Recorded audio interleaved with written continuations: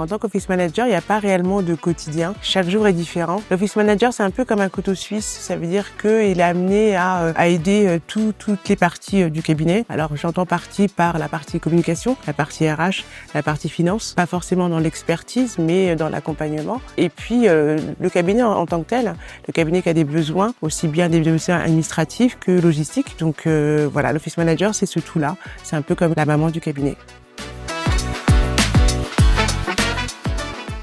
Par hasard, c'est pas un métier qui s'apprend réellement sur les bancs de l'école. Plus maintenant, parce que ça fait plus d'une quinzaine d'années que j'officie en tant qu'office manager. Mais à la base, c'est un ensemble de métiers comme l'assistanat de direction, comme un peu du DRH, comme un peu de la direction financière.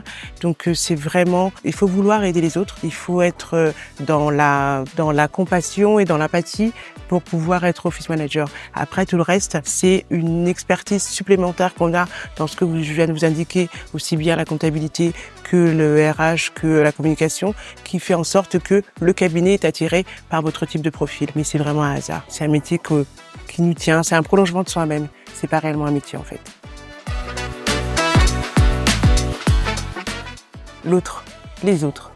Le cabinet, le contact humain, être un peu le facilitateur de la vie des gens. Voilà, c'est vraiment ça que j'aime, ce que je préfère.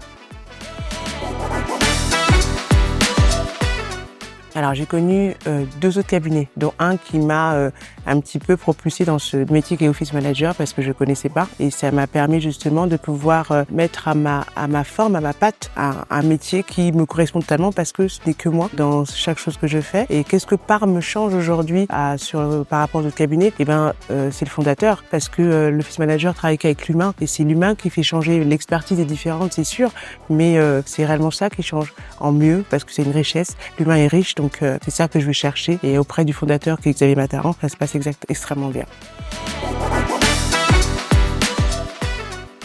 Oui et non. Alors oui parce que je suis arrivée et que je suis un nouveau membre et donc ça amène peut-être des changements, notamment au niveau de tout ce qui est bien-être au travail comme convivialité, le côté un peu sportif que j'ai pu mettre peut-être en avant au sein du cabinet. Et non parce qu'il avait vraiment des valeurs qui sont importantes et j'ai fait que les consolider. Donc c'est pour ça que les deux réponses sont les bonnes.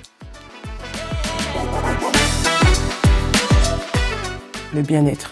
Faciliter leur vie, être la personne qui va résoudre les problèmes. Voilà, c'est ma priorité. Alors, je ne peux pas forcément tout faire, je réussis pas forcément à tout faire, mais j'ai la possibilité de m'entourer de personnes qui peuvent aussi être un relais lorsque je n'arrive pas, moi, à aller au bout d'une problématique. Donc, c'est vraiment ça. C'est pouvoir aider l'autre et faire en sorte que les collaborateurs et les salariés puissent travailler en toute bienveillance. Ah, elles sont très bonnes. Je suis aussi proche des associés que je pourrais l'être d'un salarié, donc ou de la gérance. Je ne change pas de personnalité lorsque j'échange avec les associés ou les collaborateurs. C'est pas le nombre de barres qui va faire mon intérêt pour l'autre. Donc elles sont très très bonnes, sans aucun problème.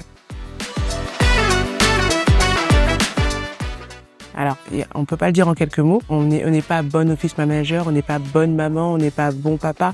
On est ce qu'on est. Office manager, c'est vraiment, comme j'expliquais tout à l'heure, c'est de pouvoir, si on a réussi chaque soir à se dire, au moins, j'ai fait quelque chose de bien ou j'ai fait avancer une problématique, notre journée est réussie. Mais c'est pas pour ça qu'on est bonne, on est satisfait. Et il n'y a pas de bon et de bonne office manager.